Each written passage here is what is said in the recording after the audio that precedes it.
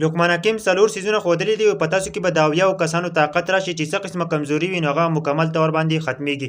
ویډیو راسره مکمل وګورئ، ځان پې پوهه کړئ چې دا څلور سیزونه دي دا به څنګه استعمالوئ او د نورو ملګرو سره شیر کړئ چې چا څه قسمه کمزوري نو څه فایده به ورته ورسي.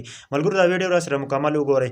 ملګرو دا څلور سیزونه استعمال کړئ نو ستاسو څه قسمه کمزوري نو هغه مکمل طور باندې ختم شي او د دې چې کومه طریقه ده نو هغه ده. ملګرو تاسو به اول واخلئ 15 بادام او 3 انځر او 100 کجوري، دا درې سیزونه به راواخلئ. 15 بادام او 3 انځر او 100 کجوري دا درې سیزونه به راواخلئ او دا به په جوسر کې یا په یو داسې پاوډر به ترې جوړ کړئ. د هغه نه پس چې دی ملګرو وایي تاسو به یو ګیلاس شوده راواخلئ، د ماښامې ټیم به تاسو یو ګیلاس شوده راواخلئ او په هغه کې به دا ور واچوئ. چې کله تاسو په هغه کې ور واچوئ مکمل طور پکې دا میکس کړئ.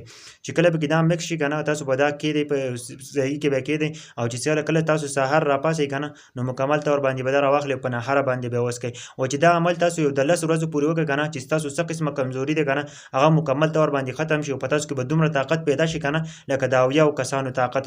نو د دې ویډیو مطلب دا دی چې تاسو د نورو ملګرو سره هم شیر کړئ که نه چې دا نورو ملګرو ته ورسي که نه چې هغوی ته هم څه کمزوري نو مکمل طور باندې به ختمه شي. نو زما ټول ته خواست دی هر ښه غوندې کمنټ ضرور هم وکړئ او ویډیو ورسره د نورو ملګرو سره ضرور شیر کړئ ځکه چې لقمان حکیم چې کومه خبرې دي نو هغه تاسو ته پته راغله چې یوه خبره ده نو یوه خبره به په 100 روپۍ باندې کوله ولې چې د هغه یوه خبره چې ده نو ډېره زیاته قیمتي ده. نو ما تاسو ته د دې قیمتي خبرې وکړله او د نورو ملګرو سره شیر کړئ که نه چې څومره نوجوانان یې څومره خلک یې چې هغوی ته څه قسمه کمزوري نو په دې څلور خبرو باندې ضرور عمل وکړئ.